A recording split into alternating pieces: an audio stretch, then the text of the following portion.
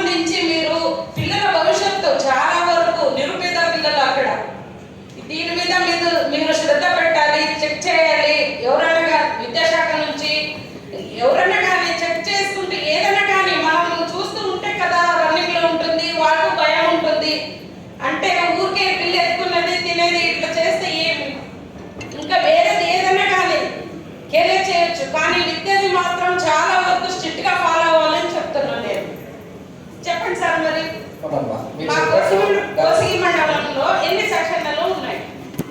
మనకి జిల్లా వ్యాప్తంగా కర్నూలులో 78 సీజనల్ హాస్టల్స్ రన్ అవుతున్నాయమ్మా.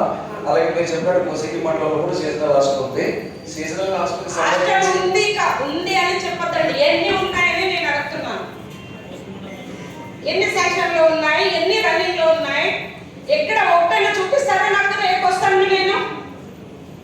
దానికి సంబంధించి మనకి సమగ్ర శిక్షలో ఒక విభాగం కూడా ఉంది ఈ పిల్లలకు సంబంధించి. మీకు సంబంధించి ఉంటుందా లేదా? తప్పనిసరిగా మీరు చెప్పింది పరిశీలిస్తాను. అక్కడ అన్ని సక్రమంగా రన్ అవుతున్నా లేదో నేను చూసి మీకు చెప్తాను. లేదమ్మా, తప్పనిసరిగా అది ముఖ్యంగా బడి బయట ఉన్న పిల్లల కోసం నిర్దేశించినటువంటిది, వాళ్ళని మెయిన్ స్ట్రీమ్ చేయడానికి నిర్దేశించింది కాబట్టి వాళ్ళకి తప్పనిసరిగా విద్య అందాలి. మెయిన్ స్ట్రీమ్ లో అన్ని చేస్తున్నాయి, కానీ రన్నింగ్ లో పెట్టేది మన బాధ్యత కదా.